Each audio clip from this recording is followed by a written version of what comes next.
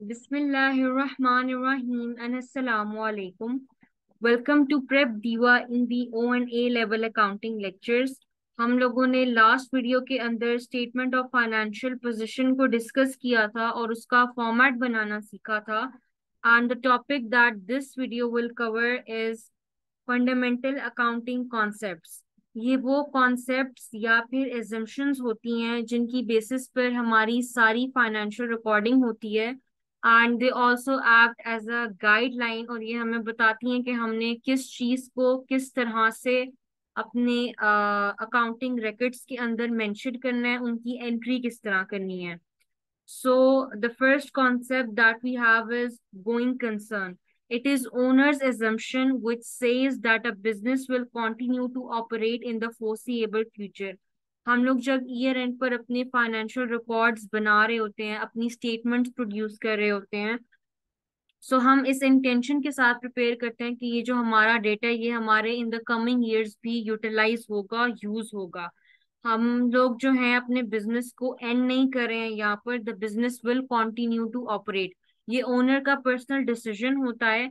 अगर ओनर ये डिसाइड करे एट द ईयर एंड कि मैंने अब इस बिजनेस को मजीद नहीं चलाना, मैं इसको खत्म कर रहा हूँ, तो वो अपने फाइनेंशियल रिकॉर्ड्स कभी भी प्रिपेयर नहीं करेगा, उनका कोई यूज नहीं होगा।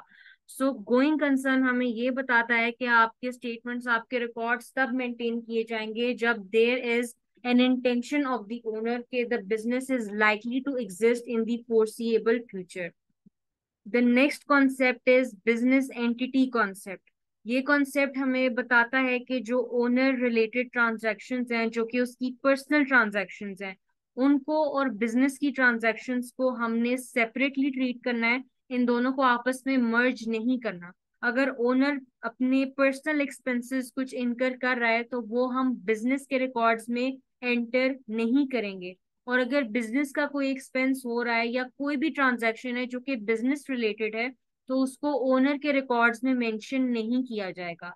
This is one of the reasons जिसके लिए हम ड्राइंग्स को in the statement of financial position हम कैपिटल में से डिडक्ट करते हैं। वाई? क्योंकि ड्राइंग्स जो हैं वो ओनर की पर्सनल एक्सपेंसेस को जो है वो शो कर रहा होता है कि ओनर ने अपने पर्सनल एक्सपेंसेस के लिए बिजनेस से पैसा लिया है।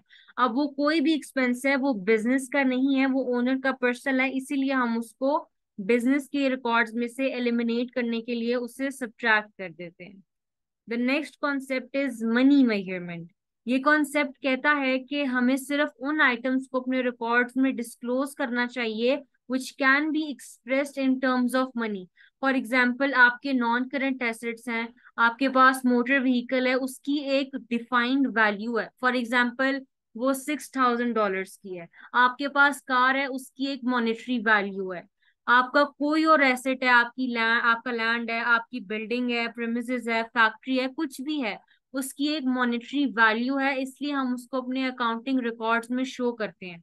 But for example things like brand image, आपके बिजनेस की रेपुटेशन किस तरह की है, कस्टमर्स कितना ट्रस्ट करते हैं आपके ब्रांड को, आपके एम्प्लॉयज का स्किल लेवल कितना है, इन चीजों को आप in terms of money express नहीं कर सकते। For example, you cannot say that the skills of my employees worth $10,000. Although ये एक बहुत इंपॉर्टेंट फैक्टर है बिजनेस में, लेकिन आप इन चीजों को इन टर्म्स ऑफ मनी उनको डिफाइन नहीं कर सकते। यू कैन नेवर से कि जो मेरे बिजनेस की रेपुटेशन है that equals to $30,000।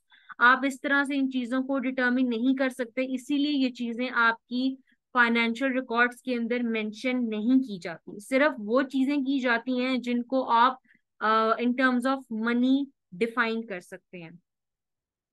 Moving on, the next concept is historic cost concept. ये कॉन्सेप्ट कहता है कि आपकी जो बैलेंस शीट है, स्टेटमेंट ऑफ फाइनेंशियल पोजीशन है, उसके अंदर जो एसेट्स हैं, those assets must be recorded at there cost, their original cost, जिनके ऊपर हमने उनको बाय किया था। अब इसके अंदर एक कॉन्सेप्ट आता है कि जब आप एक एसेट सॉरी परचेज करते हैं, सो आफ्टर सम इयर्स उसकी वैल्यू या इंक्रीज करेगी या डिक्रीज करेगी। तो आपने उस वैल्यू को रिकॉर्ड करने के बजाय जो उनकी मेन वैल्यू थी जिनके ऊपर उनको परचेज किया गया था, आपने उनको उनके ऊपर रिकॉर्ड करना है। The next concept is consistency concept. ये कॉन्सेप्ट कहता है कि अगर आप एक चीज को एज एन एक्सपेंस ट्रीट कर रहे हैं तो आपने इन द कमिंग ईयर्स उस चीज को एज एन एक्सपेंस ही रिकॉर्ड करना है। आपने ये नहीं करना कि आप एक चीज को पहले साल में एज एन एसेट रिकॉर्ड कर रहे हैं, फिर आप अगले साल उसको एक्सपेंस में लेकर चले गए हैं, अगले साल आप उसको एज एन इनकम ट्रीट कर रहे हैं। नहीं, अगर आप एक चीज को, फॉर एग्जाम्पल जो स्कूल्स के अंदर आपकी स्टेशनरी है, बोर्ड मार्कर्स हैं, डस्टर है, पेन्स हैं, पेंसिल्स हैं, इन चीजों को अगर आप एज एन एक्सपेंस ट्रीट कर रहे हैं अपनी स्टेटमेंट्स के अंदर, तो अगले आने वाले सालों के अंदर भी आपने उनको एज एन एक्सपेंस ही ट्रीट करना है।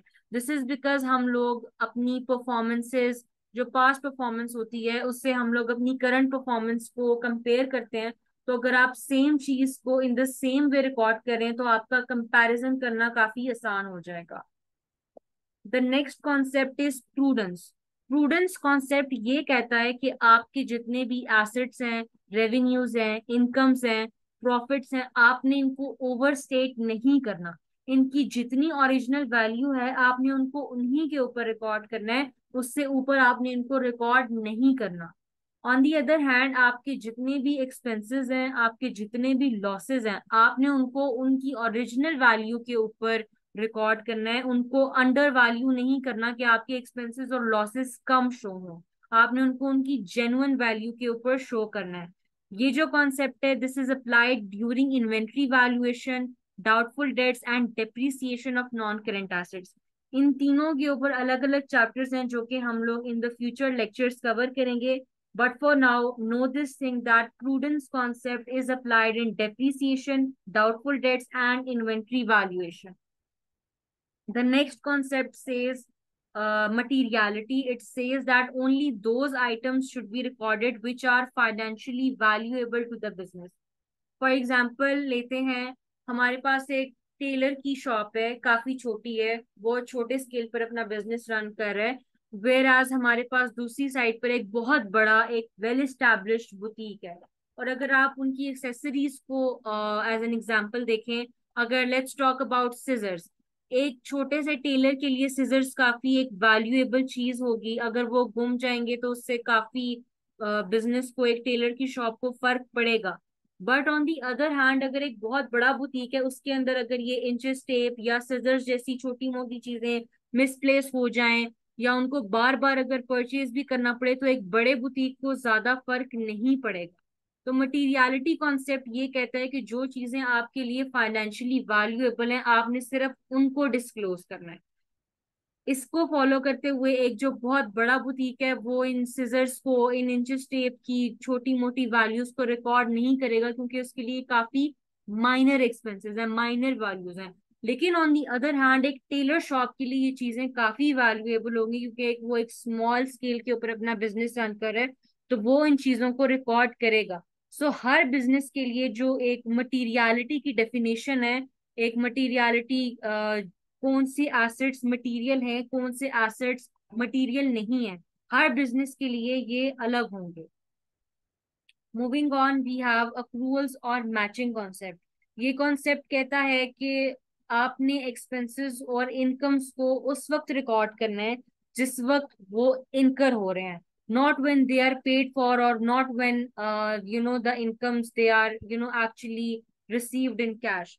जब मनी एक्सचेंज हो रही है आपने उसको उस वक्त रिकॉर्ड नहीं करना, जब वो इनकर हो रहे हैं तब रिकॉर्ड करना है। फॉर एग्जाम्पल मेरा एक साल का रेंट है $36,000, और वो फॉर लेट्स से 2023 में इनकर हो रहा है, तो मैं उसको 2023 की फाइनेंशियल स्टेटमेंट्स में रिकॉर्ड करूंगी। और फॉर लेट्स से उसको मैं एक्चुअली पे नेक्स्ट ईयर 2024 में पे कर रही हूँ, उसको रिकॉर्ड मैं उस वक्त करूंगी जिस साल का वो एक्सपेंस है, यानी 2023 का। 2024 की फाइनेंशियल स्टेटमेंट्स के अंदर वो एक्सपेंस नहीं जाएगा, ऑल्दो मैंने पे उसी वक्त की है। सो अक्रूवल्स कॉन्सेप्ट सेज कि आपके जो करंट ईयर के एक्सपेंसेस और इनकम्स हैं, आपने उनको तब रिकॉर्ड करना है जब वो इनकर हो रहे हैं, जब वो कंफर्म हो गए हैं। Moving on, we have substance over form. ये कॉन्सेप्ट कहता है कि कभी कभार एसेट्स की एक लीगल वैल्यू होती है और एक इकोनॉमिक वैल्यू होती है। फॉर लेट्स से एक कार है, वो $30,000 की है, ये होगी इसकी इकोनॉमिक वैल्यू। अब जो लीगल वैल्यू का कॉन्सेप्ट है ये आता है जब आप हायर परचेज करते हैं, जब आप एक एसेट को इंस्टॉलमेंट्स के ऊपर लेते हैं। फर्स्ट ऑफ ऑल जब आपने इंस्टॉलमेंट पे लेना है तो आप एक डाउन पेमेंट करेंगे, उसके बाद आप कुछ अरसे में मंथली इंस्टॉलमेंट्स आप पे करेंगे, और एट दी एंड जब आपकी सारी इंस्टॉलमेंट्स क्लियर हो गई हैं तब वो एसेट आपका हो जाएगा, आप उसके ओनर हो जाएंगे। फॉर एग्जाम्पल मैंने $30,000 की एक कार हायर परचेज के ऊपर ली है, और मैंने अभी तक सिर्फ $5,000 डाउन पेमेंट की है, और उसके ऊपर मैंने $10,000 जो है वो फर्स्ट इंस्टॉलमेंट दी है। सो मेरी जो लीगल वैल्यू है, मैंने लीगली जितना पे किया दैट इज $15,000, और जो एक्चुअल वैल्यू है वो है $30,000। तो मैं अपनी फाइनेंशियल स्टेटमेंट्स के अंदर कार की वैल्यू को $30,000 के ऊपर रिकॉर्ड करूंगी, ना कि $15,000। वाई? क्योंकि इवन तो मैंने पे 30 के अभी नहीं किया, बट स्टिल मैं एक एसेट जो कि वर्थ $30 का है मैं उसको यूज कर रही हूँ। सो आप फाइनेंशियल स्टेटमेंट्स के अंदर यही करें कि आप जिस वर्थ का एसेट यूज कर रहे हैं आप उसको रिकॉर्ड करें। सो सब्सटेंस ओवर फॉर्म यही कहता है कि आपने इकोनॉमिक वैल्यू को रिकॉर्ड करना है, आपने लीगल वैल्यू को इग्नोर करना है, उसको शो नहीं करना। Moving on, the last concept is realization concept. It says that a transaction should only be recorded when it has been confirmed. For example मैंने कुछ रॉ मटेरियल्स खरीदने हैं और मैं एक सप्लायर को इंफॉर्मेशन के लिए कॉल करती हूँ, उनसे पूछने के लिए उनके पास कौन से रॉ मटेरियल्स हैं, किस क्वालिटी के हैं, क्या रेंज है, क्या प्राइस है, और वो मेरे से बात करने के बाद अपनी रिकॉर्ड्स के अंदर एक सेल रिकॉर्ड कर लेते हैं, हालांकि मैंने भी कोई ऑर्डर प्लेस नहीं किया, मैंने उन्हें कोई कंफर्मेशन नहीं दी कि मैं आप ही से लूंगी रॉ मटेरियल्स। तो उन्होंने ट्रांजैक्शन कंफर्म होने से पहले ही अपने रिकॉर्ड्स में एक सेल रिकॉर्ड कर ली। तो रियलाइजेशन कॉन्सेप्ट ये कहता है कि आपने इस तरह से नहीं करना। जब आपको कंफर्म हो जाए कि ये सेल होगी या ये एक्सपेंस अब होकर रहेगा, आपने तब उस चीज को अपने रिकॉर्ड्स के अंदर मेंशन करना है। यहाँ पर वो ये नहीं कह रहा कि जब एक्चुअली पेमेंट होगी आपने तब सेल रिकॉर्ड करनी है। अगेन, जब सेल कंफर्म होगी, जब for let's say goods deliver हो गए, even though I haven't paid for them, लेकिन ये एक लाइबिलिटी क्रिएट होगी है कि मैंने अभी अपने सप्लायर को पे करना है, तो सप्लायर उसको एक ट्रांजैक्शन कंफर्म हो चुकी है कि अब मेरे पास पैसे आएंगे, तब वो उसको एज अ सेल रिकॉर्ड कर सकता है। So these are all the accounting concepts, I hope आपको ये समझ आए हैं। And in the next video we will be covering the topic of business documents. इस टॉपिक से पहले, इन अकाउंटिंग कॉन्सेप्ट से पहले, हमने जितने भी टॉपिक्स कवर किए वो सारे कैलकुलेशन बेस्ड थे, और ये वाला और इससे जो अगला टॉपिक है ये दोनों बिल्कुल थ्योरी बेस्ड होंगे, और इसके बाद जो हमारे टॉपिक्स आएंगे वो अगेन कैलकुलेशन वाले होंगे। So until the next video, thank you so much for watching. Take care and Allah Hafiz.